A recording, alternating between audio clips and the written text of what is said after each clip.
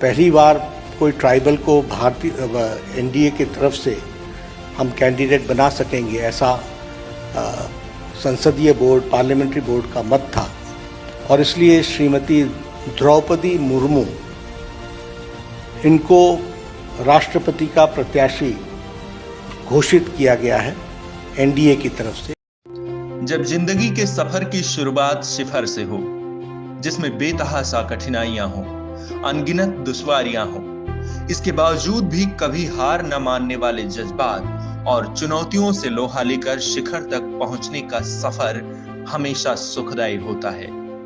द्रौपदी मुर्मू का सफर भी कुछ यूं ही रहा है। मंगलवार की शाम बीजेपी और एनडीए की तरफ से मुर्मू को राष्ट्रपति पद की उम्मीदवार बनाए जाने की खबर आई। देश के सर्वोच्च पद की जिम्मेदारी संभालने का न्योता पाते ही मुर्मू सबसे पहले ईश्वर को धन्यवाद करने पहुंची। द्रौपदी मुर्मू के लिए यह खबर किसी सपने के साकार होने जैसी थी। द्रौपदी मुर्मू ने भगवान की चौखट पर माथा टेककर धन्यवाद किया।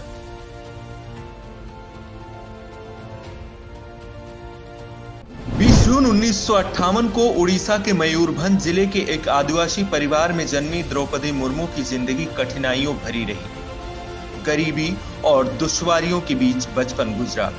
इसलिए द्रौपदी मुर्मू के भी शुरुआती अरमान पढ़ लिखकर छोटी सी नौकरी और परिवार का पालन पोषण तक ही सीमित था। द्रौपदी बड़ी हुई, नौकरी भी लग गई, एक सामान्य परिवार, खुशियों से भरा घर। लेकिन ससुराल वालों के कहने पर नौकरी छोड़नी पड़ी। द्रौपदी का मन नहीं लगा तो बच्चों को मुफ्त शिक्षा देने लगी। यहां से शुरू हुआ उनके समाज सेवा का सफर। साल 1997। समाज सेवा करते करते अब वक्त था द्रौपदी के राजनीतिक सफर के शुरुआत की।